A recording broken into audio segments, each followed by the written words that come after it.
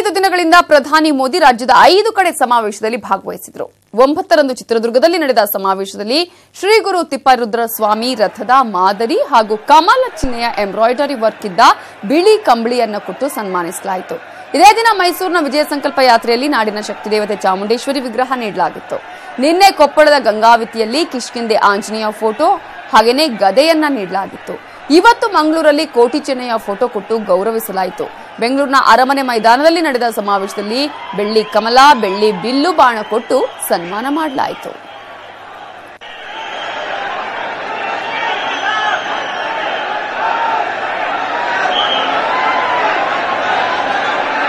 ಮೊನ್ನೆ ಚಿತ್ರದುರ್ಗದಲ್ಲಿ 9ನೇ ತಾರೀಕು ನಡೆದಂತಹ ಒಂದು ಸಮಾವೇಶದಿಂದ ಹಿಡಿದು ಇವತ್ತು ಬೆಂಗಳೂರಿನಂತಹ ಸಮಾವೇಶದವರೆಗೆ ಮೋದಿಗೆ ಸಿಕ್ಕಂತಹ ಗಿಫ್ಟ್ಗಳು ಏನೇನು, ಯಾವ ರೀತಿಯಾಗಿ ಸನ್ಮಾನವನ್ನ ಮಾಡಲಾಯಿತು ಅನ್ನುವಂತಹ ಚಿತ್ರಣವನ್ನ ನಿಮ್ಮ ಮುಂದೆ ಇಡ್ತಾ ಇದ್ದೀವಿ. ಪ್ರದೇಶಕ್ಕೆ ಅನುಗುಣವಾಗಿ ಅಲ್ಲಿನ ಗೌರವವನ್ನು ಕೂಡ ನೀಡಲಾಗಿದೆ. ಪ್ರಧಾನಿ ಮೋದಿಗೆ ಗಂಗಾವತಿಯಲ್ಲಿ ಭಜರಂಗಿ ಬಲವನ್ನ ನೀಡಲಾಗಿದ್ರೆ, ಕರಾವಳಿಯಲ್ಲಿ ಕೋಟಿ ಚಿಹ್ನೆಯ ಭಾವಚಿತ್ರವನ್ನ ನೀಡಲಾಗಿತ್ತು. ಇವತ್ತು